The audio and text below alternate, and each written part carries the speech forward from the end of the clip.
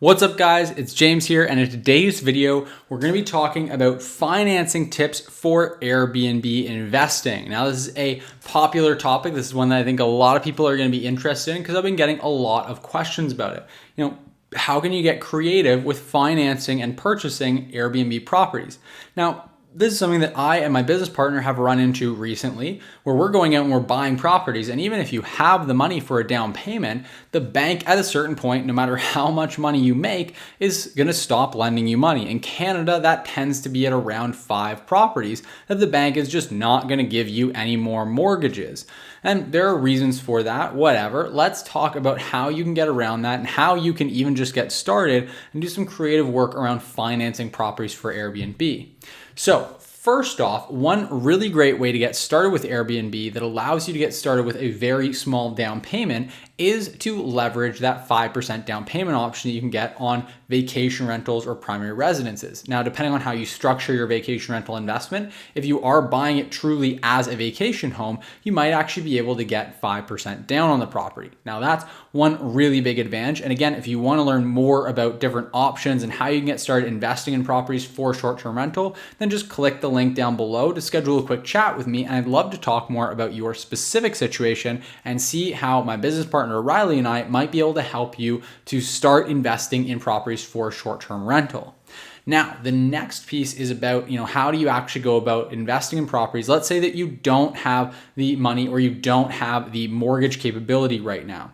Well, I only recommend using this type of a strategy if you've already got one or two of your own, you're just maxed out. If you're looking to buy the first one, I always recommend doing it with your own money. So if you want to get that first one and you're still saving up for the down payment or you don't have the ability to get a mortgage right now, then you're just going to want to improve your income, improve your expenses so you have a better cash flow to debt, you have a better debt to income ratio, and make sure that you save up that money for the down payment. But let's say that you're at 1 or 2 properties and now you're not able to get another mortgage. How do you go out and get more properties? Well, one really great way to do this is through what I call joint venturing. That's a common term in the real estate investing world. Joint venturing is where you basically are going to have an active partner, which would typically be you in this case, and then a money partner who's going to provide the money for the down payment and renovation costs and the mortgage for the property. But other than that, they're not going to be contributing to the deal. Meaning they're not the one finding the deal, they're not the one analyzing the deal, they're not the one managing the renovation, they're not the one managing the property. They are completely passive. All they're putting up is their money and their mortgage. And then you, as the active partner, are not putting up any money or using your own mortgage capability, but you are going and finding, analyzing, structuring the deal, going and doing any renovation work that might be necessary, setting the property up and managing it long-term on Airbnb. And in exchange for doing that, you basically end up getting 50% equity stake in the property, meaning that after that joint venture partner has been repaid their initial investment, any profit on the sale of the property, you guys split 50-50, and any cash flow being generated from the property in the time that you hold it, you also split 50-50. Now that's something that Riley and I are actually actively doing right now. We're working with a few investors who are parking their money passively with us. So if that's something you're interested in, you can also reach out, schedule a call with me down below in the link in the description, and you can talk more. If you've got some money that you just want to passively park and work with Riley and I to put it into some short-term rental properties and get a great return on your investment, then feel free to reach out. We'd love to work with you there.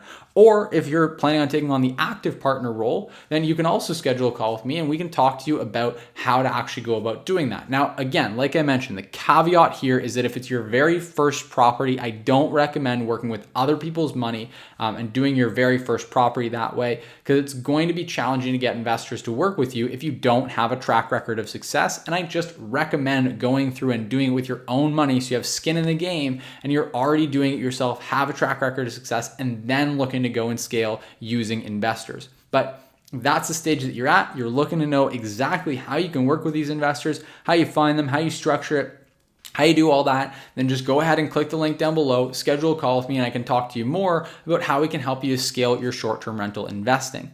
Now, those are the most common options out there. That's what I recommend. There's a lot of different options available for financing properties. You can do vendor takebacks, where you actually have the property owner, the seller of the property, financing you, similar to what you'd have with a mortgage, but directly with the seller, so you don't have to get approved for a mortgage with the bank. That's one option that can be great with the right type of property. There's also B lenders that you can go to where you can get slightly higher interest rates, and if the property is the right deal, it can make sense to do that as well. I've talked to a lot of people who are getting really great cash flowing $3,000, $4,000 a month on properties that they've got with B lenders where they are paying a slightly higher interest rate, but the numbers still just make sense on it.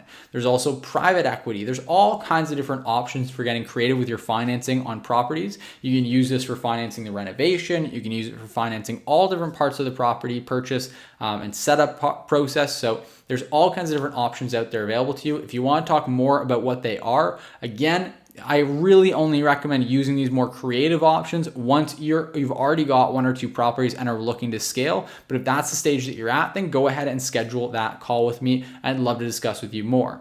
As for anyone who is just starting out and wants to get into their very first one, I recommend financing that one yourself and going a more traditional route just to keep things simple and to get yourself set up and established. And if that's something you want help with, you want to work with me to be able to do that, then again, click the link down in the description below and I'd love to talk to you more about it. I hope this video has been helpful, just kind of opening your eyes to the possibilities, because I think a lot of people see financing property and real estate acquisition as just a very cut and dry one option type of play, when in reality, there's a whole bunch of ways to structure your deals. And depending on the individual deal that you're looking at, there are always different creative ways to look at it that can make it work and be the difference between a deal not making sense and making sense. So hopefully that gave you a good overall perspective on everything. If you liked this video, if you got value from it, then just click that thumbs up button. Give me a like on the video. It does help me out a lot with YouTube's algorithm so we can get this video seen by everyone on YouTube and get billions and billions and billions of views. It's all I want in life. Just click the like button. I want 1 billion views. That's all. Subscribe to the video. Make sure you hit the subscribe button. I do post 2 new videos every single week on this channel, and I always try to bring as much value to you guys as possible. So go ahead and click that subscribe button and make sure you subscribe to the channel so you stay up to date with all the new content we post. And let me know if you have any ideas for future videos. If there's stuff you want me to talk about, things you want me to cover, you want to see on the channel, let me know in the comment section down below. Type it really fast, let me know, and I will see you in the next video.